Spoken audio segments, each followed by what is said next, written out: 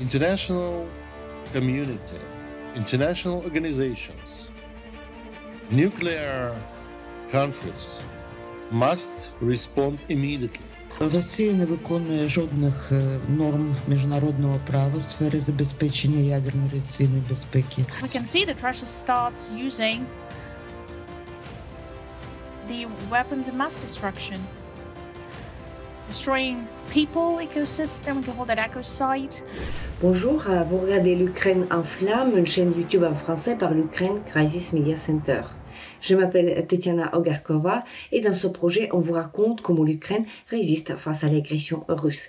L'explosion de la centrale hydroélectrique de Kakhovka par les forces russes pourrait avoir des conséquences dévastatrices pour la station nucléaire de Zaporizhzhia, située dans la ville d'Energodar. Même si la situation actuellement est sous contrôle, on sait que l'eau réservoir de Kakhovka est nécessaire pour les systèmes de refroidissement de la centrale nucléaire.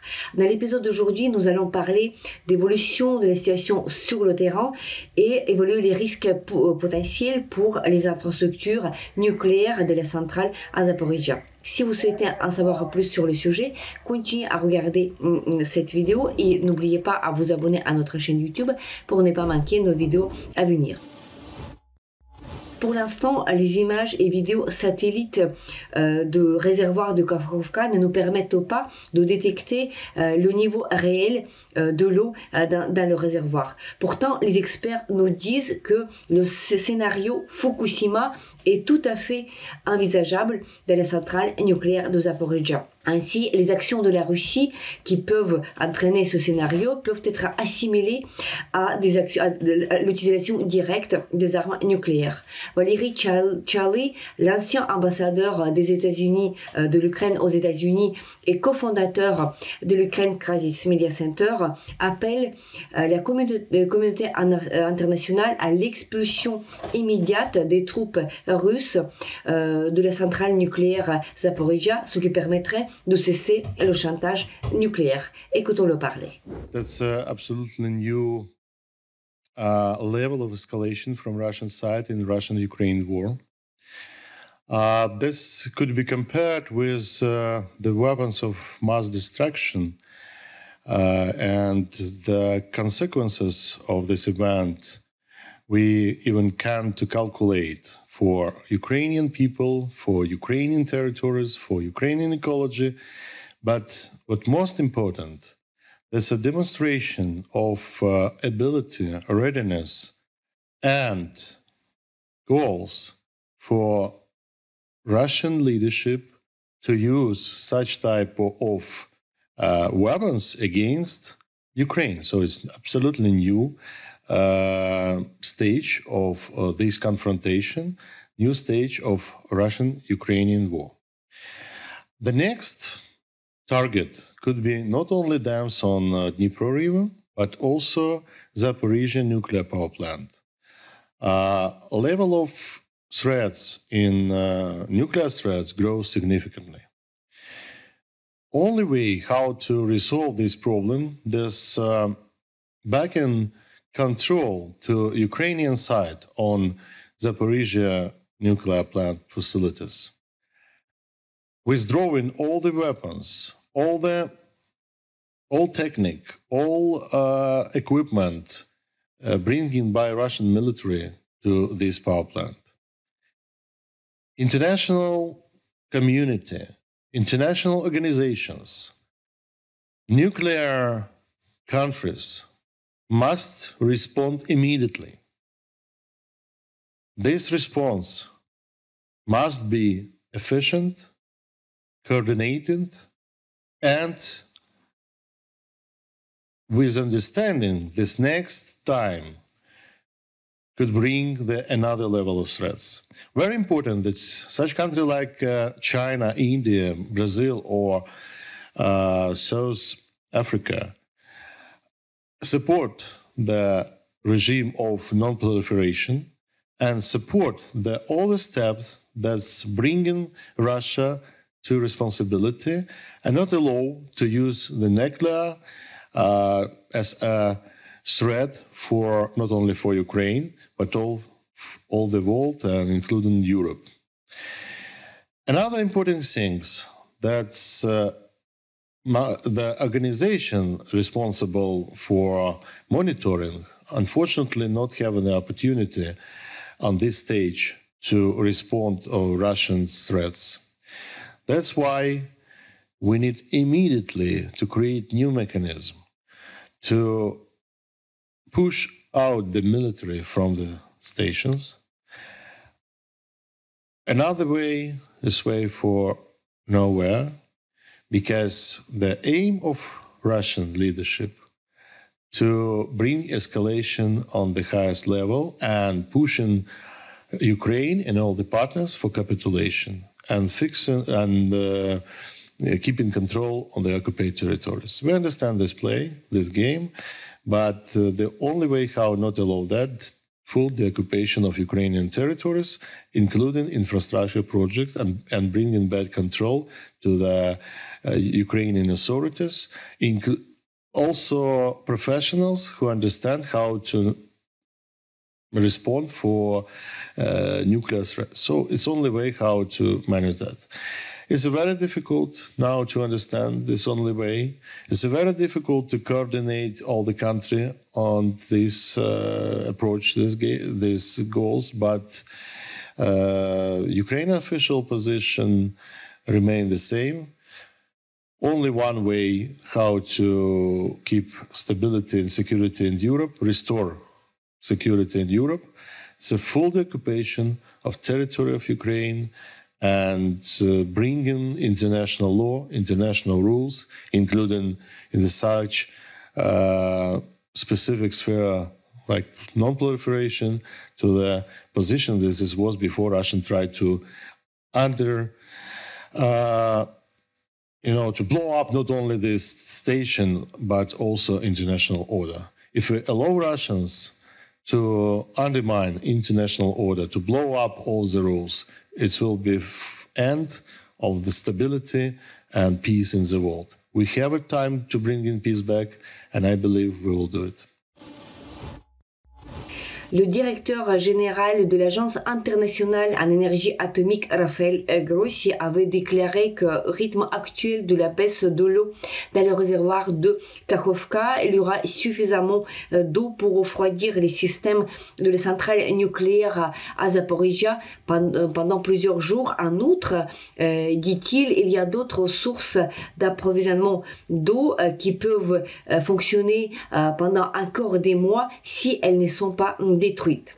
Si elles ne sont pas détruites, répétons-le, parce que nous savons très bien que nous avons affaire à un comportement terroriste qui est tout à fait prévisible et qui est propre aux troupes russes. Olga Kocharna, experte en énergie nucléaire, souligne que la destruction du barrage de Kakhovka est une violation de la Convention de Genève et que la communauté internationale ne devrait pas rester inerte face à cette catastrophe dévastatrice causée par l'homme. Écoutons-la.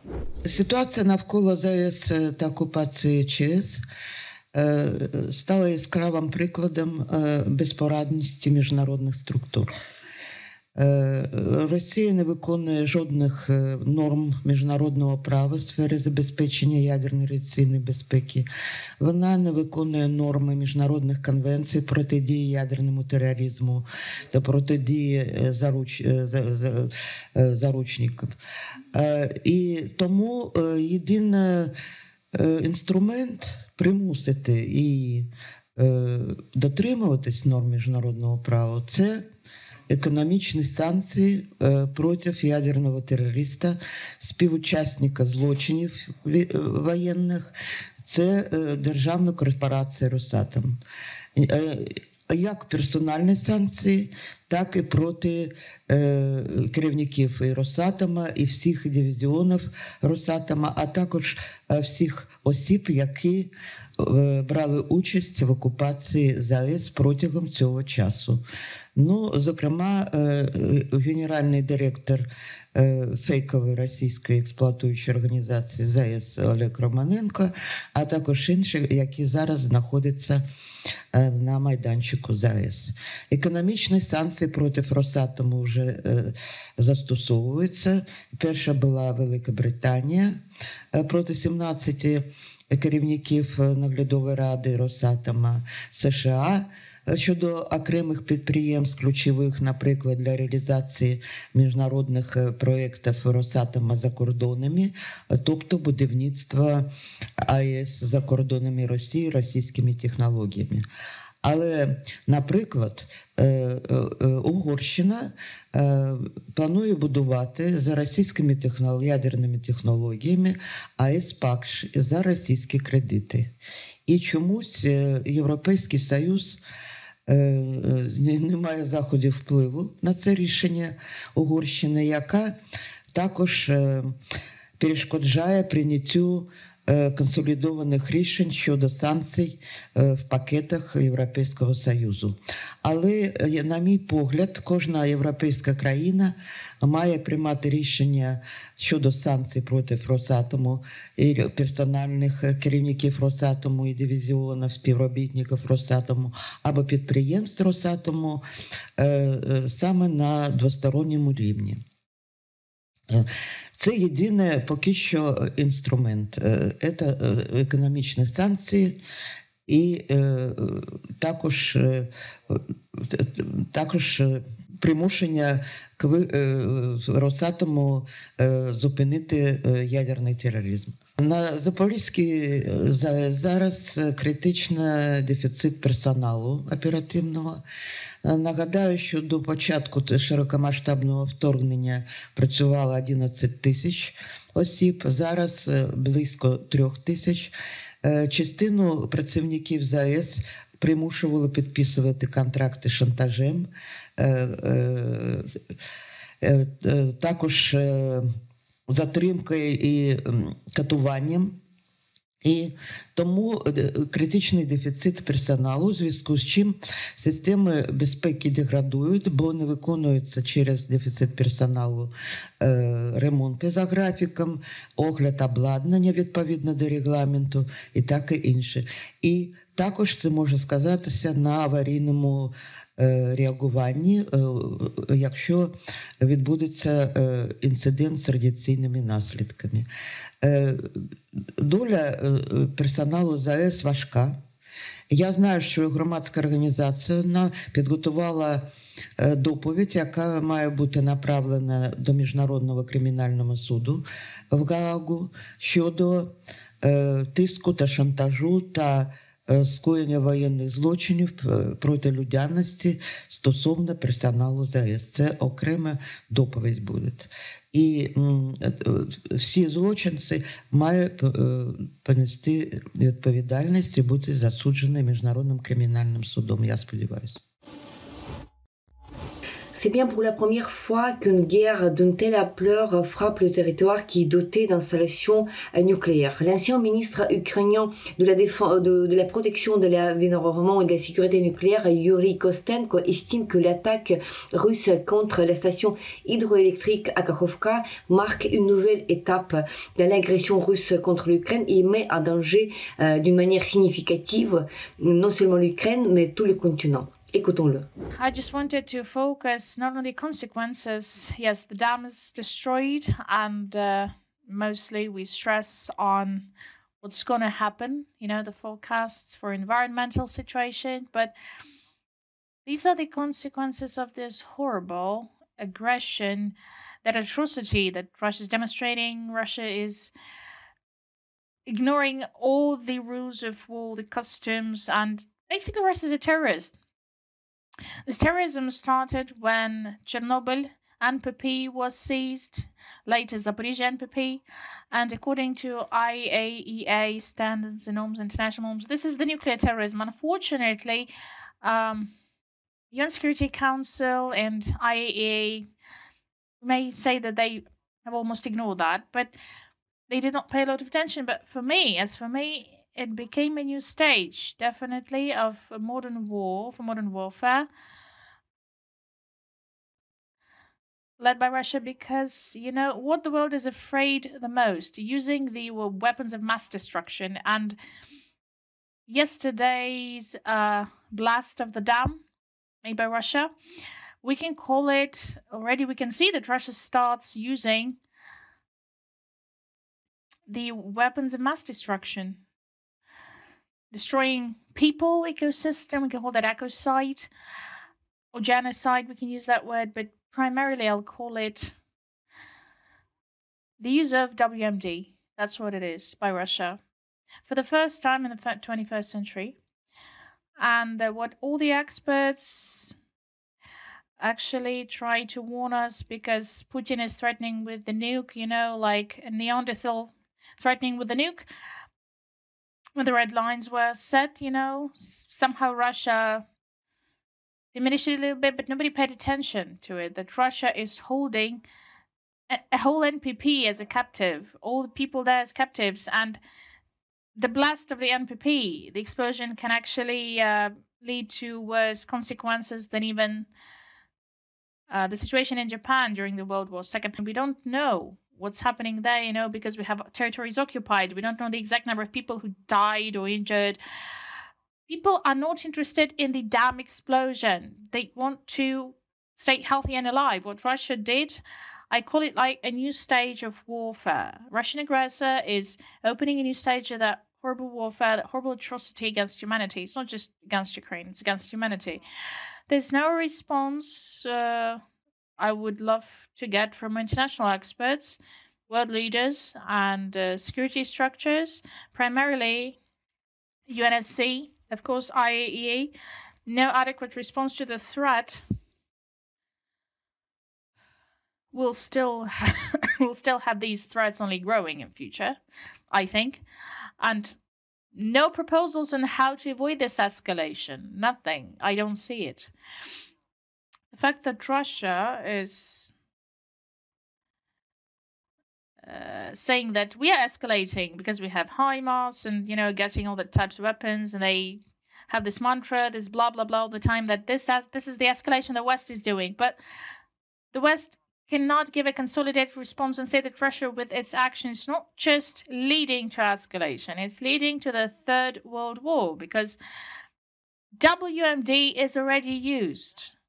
It's there. That's something that international mass media do lack now. My first recommendation, at least to Ukrainian authorities, that's how we need to state and talk about that, not just to speak of aspects like who blasted which parts, or like the scale of environmental impact. No, this is the new stage in Russian warfare against us. So as a specialist on nuclear safety and security, I can say that unfortunately all the roads will lead to Zaporizhzhia nuclear power plant. The technology of blasting Kakhovka dam, what Russian terrorists used, we know what they did. In October last year, they started bringing explosives to the HPP and placing it in the spots which will give the highest impact. What we saw actually last night. This is happening, unfortunately, as well at Zaporizhzhia NPP. I have some non-official information. In turbine chambers and in many other premises, Russian terrorists were bringing explosives to that premises as well. They are mining. Nobody knows what the scale is. Just the Russian HQ, military HQ, knows that. The fact that inspectors are not allowed to go there, they are fully entitled to visit any NPP under their control. Not even any premise, like they can dig deep into technologies. This is a grave violation of international law by Russia. So my opinion is that what we had, the incident at Kakhovka HPP, and what Ukraine is experiencing, this is just a prerequisite for something that may happen at the worst scale. A huge nuclear disaster we may get at Zaporizhzhia NPP if now Russia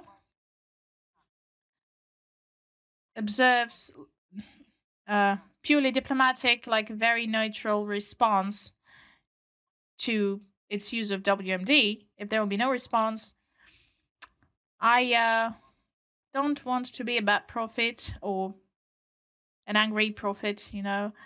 I just don't want to mention anything that may happen at Zaporizhzhia NPP. This is the key thing that today we have to focus on. Ukrainian authorities, president, government, and the Ministry of Foreign Affairs as the loudspeaker of our opinions. Giving the statements, have all debate in all possible institutions. First of all, the security institutions run these debate, but via diplomatic channels to carry out thorough negotiations with our partners, those who help us to eliminate the consequences of Putin's atrocities. Їх просити. Not just to warn them, but to ask them to, for the European countries and the US, to launch very harsh negotiations on red lines for Putin not to be able to cross, because we don't want to have that nuclear disaster at Zaporizhzhia NPP. C'était l'épisode de l'Ukraine en flammes, une chaîne YouTube en français par l'Ukraine Crisis Media Center. Je m'appelle Tetiana Ogarkova et nous n'allons pas tarder à enregistrer et diffuser d'autres épisodes. Dans la description sous cette vidéo, vous trouverez des informations utiles sur la manière dont vous pouvez aider l'Ukraine à continuer à résister face à l'agression russe. Si vous trouvez notre travail utile, n'hésitez pas de partager et de commenter cette vidéo. Restez avec nous et soutenez l'Ukraine. Slava Ukraini!